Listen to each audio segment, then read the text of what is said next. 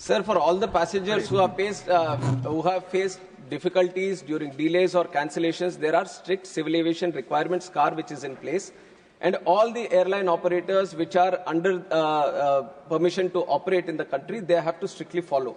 And the passenger rights, the passengers, whatever facilities or the benefits that have been extended through the car have to be provided. And there is a strict regulation from the DGC and from the ministry also to ensure that this happens. And when extraordinary circumstances happen also, because the sector has grown multifold, this is not a sector which is the way it has been 10 years or 20 years before. Now it has become so much more inclusive. So much more inclusive, the network has spread so much, and there are 5 lakh people traveling every day in this network, which only 2-3 countries in the world can boast of. And that is the capacity the country is holding today. And please listen to me, and whenever any facility, regarding the software also, let me make it clear, sir. Regarding the software, what the inquiry is also being done on that. Airport Authority of India is thoroughly looking into the system fault that has happened, and thoroughly whatever necessary feedback comes in, we will do it. And the continuous technology upgradation happens in this sector, sir. It is not just timely, but there is a continuous upgradation that happens. All the countries, different countries, they keep upgrading the systems that they have, and we keep a continuous watch on what is happening across the world.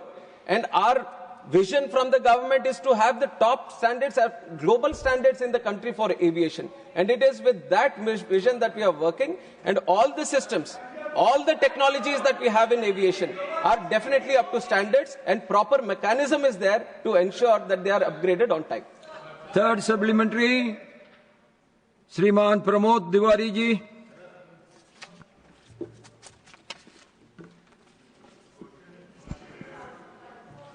Sir, मैं आपके माध्यम से माननीय नगर विमानन मंत्री जी से एक सीधा सा सवाल पूछना चाहता हूं। ये AMSS, इसकी वजह से तकनीकी गड़बड़ी आई और लाखों यात्री प्रभावित हुए। मैं कल दिल्ली आया था एयरपोर्ट पे, तो वहां भी काफी बड़ी संख्या में लोग प्रभावित थे। तो ये जो इंडिगो का डिफेक्ट आया था, क्या ये AMSS का था? अगर AMSS का नहीं था तो क्या था, कृपया बताने की कृपा करें।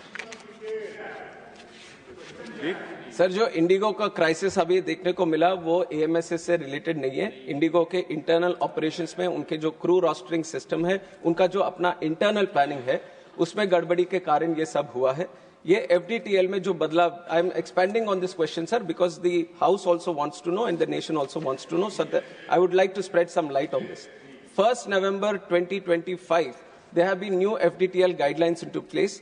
We have had thorough consultation with all the stakeholders when we have changed it, and due process has been done for that. And in April, under the guidelines of High Court, under the order of the High Court, it has come into implementation. There were 22 FTDL guidelines, 15 of them from 1st of July and 7 of them from 1st of November. There was no problem from what was happening in 1st of July. And there were some variations that were required by the airlines for the guidelines which were proposed from 1st of November. There were multiple stakeholder consultations done, not only with Indigo. We have other players in the industry also, with everyone. Multiple stakeholder consultations regarding the FTL, where we have been very, very strict, saying that there has to be no compromise on safety. Safety is the topmost priority. We care for the crew, we care for the pilots, and we care for the safety of the entire system. We care for the passengers. So from the ministry, we have made it very, very clear to all the airlines that they have to follow the rules. And from 1st of, I'm just expanding so that you get the whole understanding of the issue. 1st of November, since this has happened, DGCA has been in continuous consultation. They wanted some variations, all the airlines, not just one airline, all airlines have come back because they vary in the operations. Some are having night operations, some are operating heavily in the northeast, some have ATR specific operations. So even if you talk about airlines, they all have different kind of operations. And because of the operations and because of the FTDL guidelines, which is a uniform blanket on all the airlines, they all have come for different variations. DGCA has sat with all the airlines.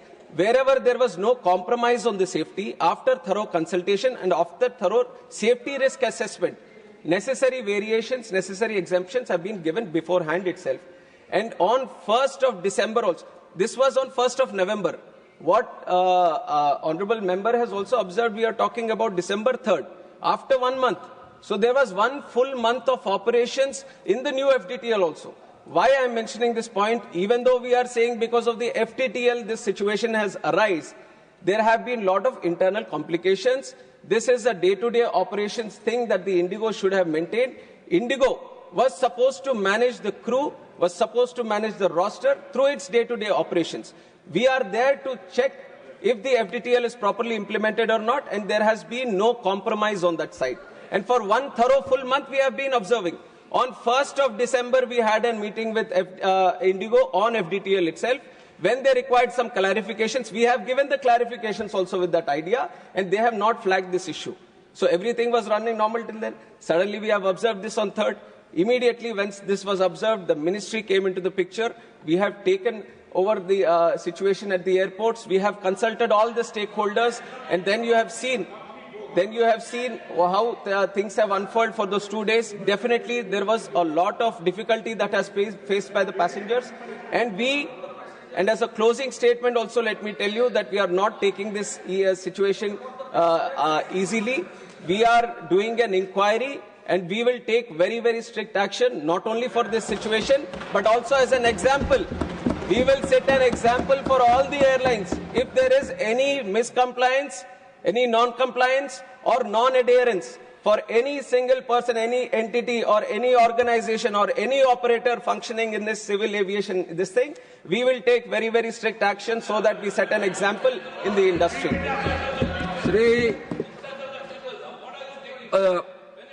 The fourth supplementary, Sri Milan Devra.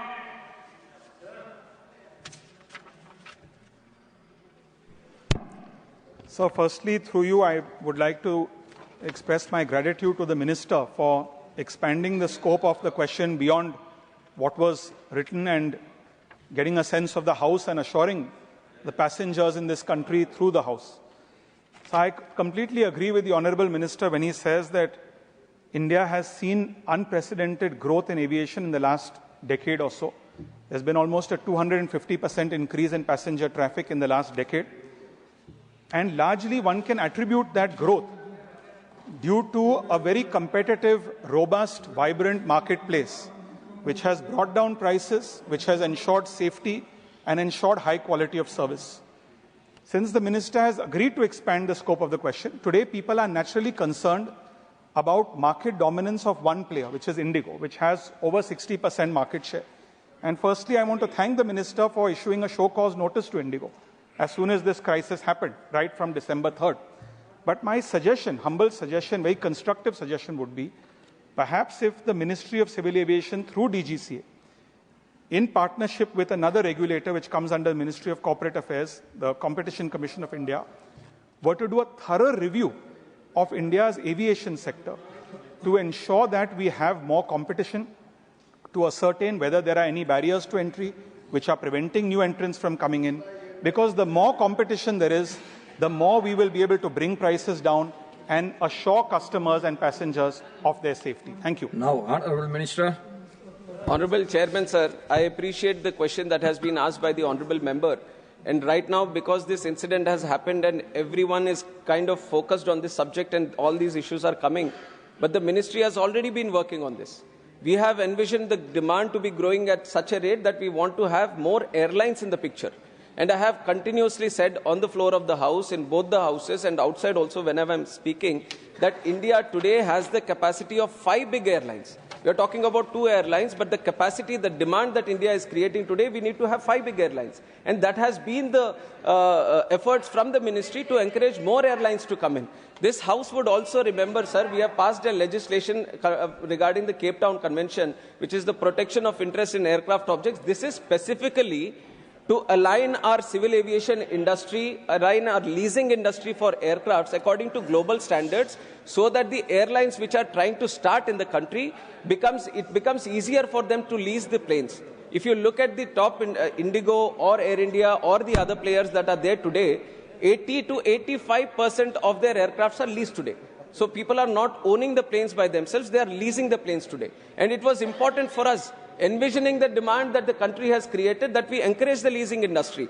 Leasing is happening in Ireland, leasing is happening in UAE, leasing is happening in Singapore, and we wanted India to be there in that picture, and we have passed that legislation. And I'll also, through you, Chairman Sir, I would also like to tell the House that because of the UDAN scheme that we have done, we have expanded our network in the airports, we have expanded the route connectivity, just with the idea that people, the airlines which are there, they might find it only to go around the profitable routes.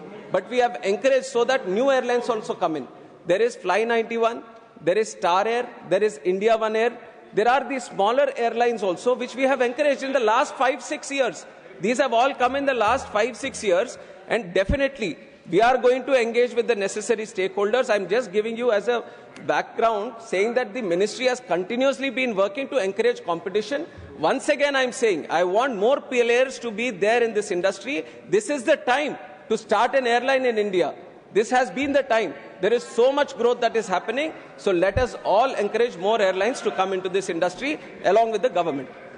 Fifth supplementary, Dr. M.